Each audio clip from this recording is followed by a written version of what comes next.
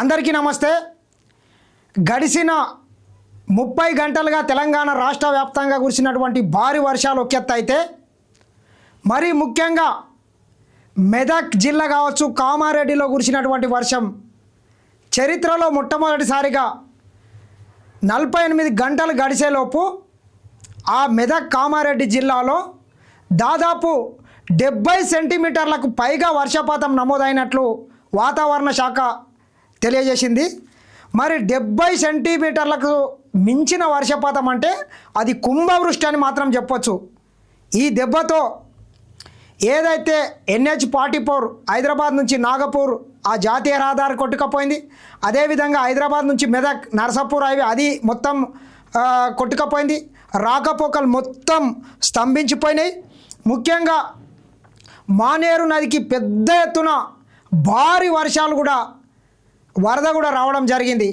మానేరుతో పాటు ఏడుపాయల వనదూరు అమ్మవారి దగ్గర కూడా పెద్ద ఎత్తున వరద రావడం జరిగింది.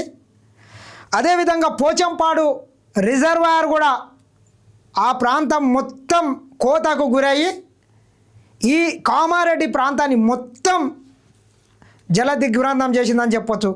దాదాపు కామారెడ్డిలో మనం చూసుకున్నట్లయితే కొన్ని ఏరియాలలో ఫస్ట్ ఫ్లోర్ వరకు కూడా వాటర్ వచ్చినాయి. అంటే వర్షం ఏ రకంగా పడ్డది, ఎంత పడ్డది అని మనం ఒకసారి ఆలోచన చేయొచ్చు. ఈ వర్షంలో పెద్ద ఎత్తున ఆస్తి నష్టం మాత్రం జరిగింది. పెద్ద ఎత్తున పంటలు నష్టపోయినాయి. అక్కడక్కడ కొందరు ఒక 2-3 వ్యక్తులు కూడా గల్లంత అయినట్లు సమాచారం అందుతుంది. మరి వారి ఆచూకీ కూడా ఇంకా తెలియాల్సిన అవసరం ఉంది. పెద్ద ఎత్తున కార్లు కూడా చిన్న చిన్న బైకుల మాదిరిగా వరదల్లో కొట్టుకపోయింది కూడా మనం చూసినాం. ఇదంతా జరుగుతుంటే ప్రభుత్వం కూడా పెద్ద ఎత్తున సహాయ కార్యక్రమాలను కూడా చేస్తున్నది. ముఖ్యంగా NDRF కావచ్చు, SDRF కావచ్చు, పోలీసులు కావచ్చు, ఈ వ్యవస్థలను అన్నింటినీ కావచ్చు, మున్సిపల్కి సంబంధించినటువంటి కార్మికులు, పోలీసులు, ఇది పెద్ద ఎత్తున వీళ్ళందరూ కూడా పెద్ద ఎత్తున సహాయ కార్యక్రమాలను కూడా చేయడం జరుగుతుంది.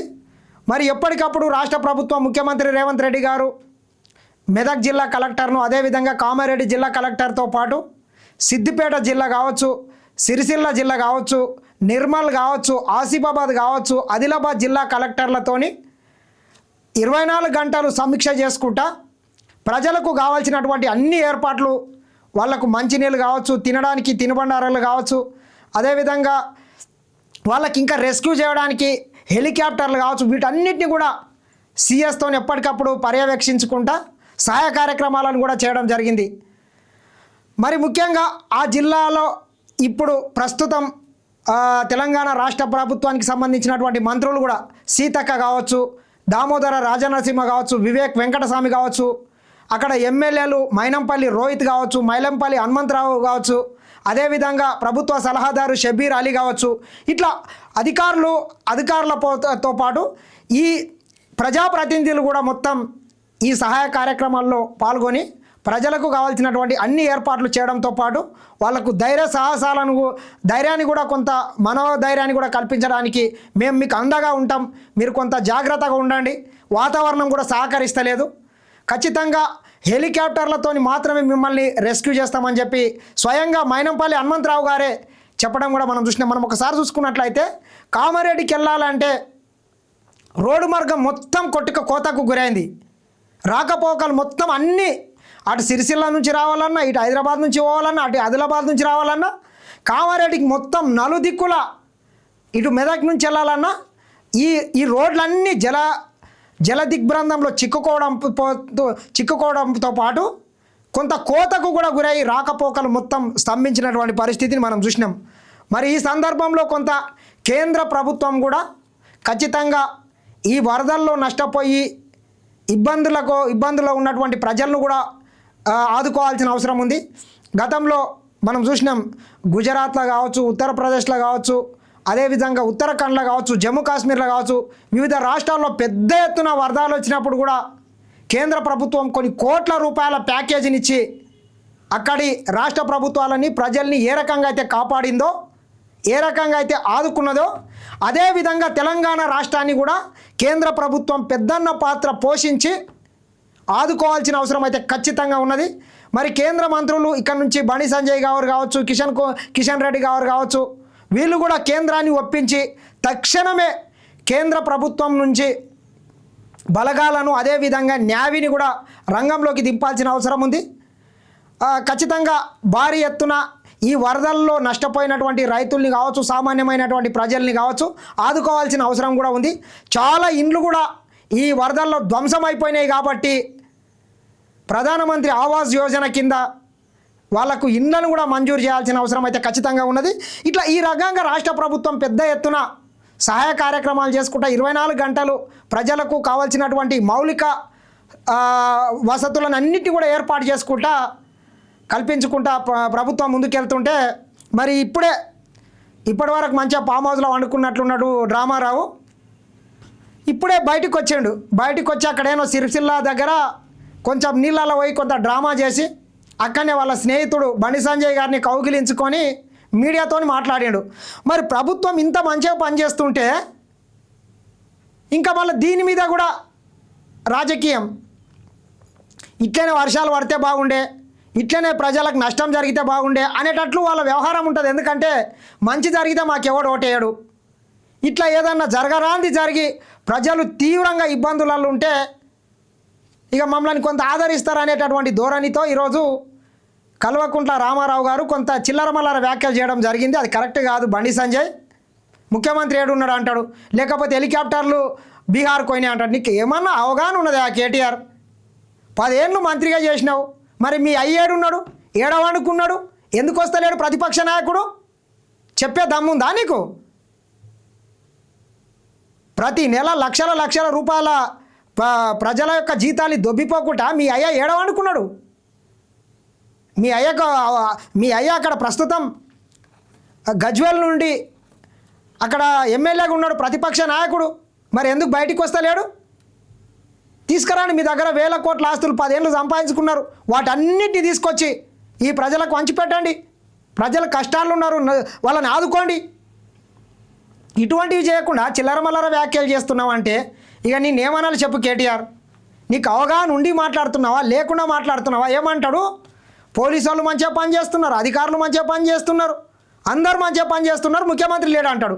సిగ్గుదాపినోడా? అంత ఉధృతంగా అక్కడ నదులన్నీ ప్రవహిస్తున్నాయి, మొత్తం లోతట్టు ప్రాంతాలన్నీ జలమయమైనవి. అక్కడ వస్తే ముఖ్యమంత్రి వస్తే సహాయ కార్యక్రమాలకు ఇబ్బందులు అవుతాయి. నీవు అధికారంలో ఉన్నా ఎవరు అధికారంలో ఉన్నా పని చేయాల్సింది అధికారులే. పోలీసులు కావచ్చు, రెస్క్యూ టీంలు కావచ్చు, ఎన్డీఆర్ఎఫ్ కావచ్చు, ఎస్డీఆర్ఎఫ్ కావచ్చు, ఈ సిబ్బంది మాత్రమే పనిచేస్తారు. ఈ రాజకీయ నాయకులు ఎవరన్నా ఆ సహాయ కార్యక్రమాలను పర్యవేక్షిస్తారు. అది చేస్తే సరిపోతుంది. ముఖ్యమంత్రి లోతట్టు